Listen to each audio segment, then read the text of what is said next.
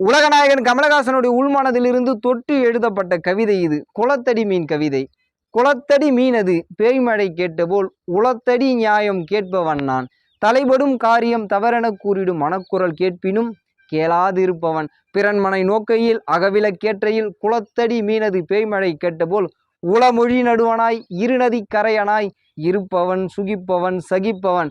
பெருமழை பெய்ததில் இருநதி கூடினின் கரையுமில்லை யானுமில்லை என்றுணர்ந்து வாடுபவன். நாளை எது ஆகுமென யாவரை போல யானுமே அறிந்தினேன். வாயும் குளத்தி மீன் வாயலாம் கரிக்கையில் வரைகடலே பொங்கி பிரளயமே வந்ததென உணர்ந்தபடி நீந்திடும் குளத்தடி மீனது பேய்மழை கேட்டபோல் உளத்தடி நியாயம் கேட்பவன் நான்.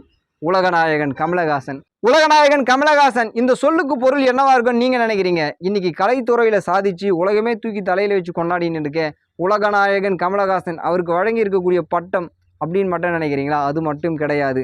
தன்னுடைய மனதில் ஒன்று தப்புன்னு தெரிஞ்சா, மனதில் பிழை தவறுன்னு ஒன்று இருந்தா அதை துணிந்து கேள்வி கேட்கக்கூடிய ஒருவர் தான் உலகநாயகன் கமலஹாசன். ஒரு கருத்து தவறென தெரிந்த பின் உலகமே எதிர்த்தாலும் அதை ஏற்க மறுத்தாலும் துணிந்து தன் கருத்தை துணிச்சலாக முன்வைக்கும் ஒரு மாபெரும் கலைஞன், கவிஞன், நடிகன், ஒரு தலைவன் உலகநாயகன் கமலஹாசன். அதனால தான் ஒரு உலகநாயகன் கமலஹாசன்.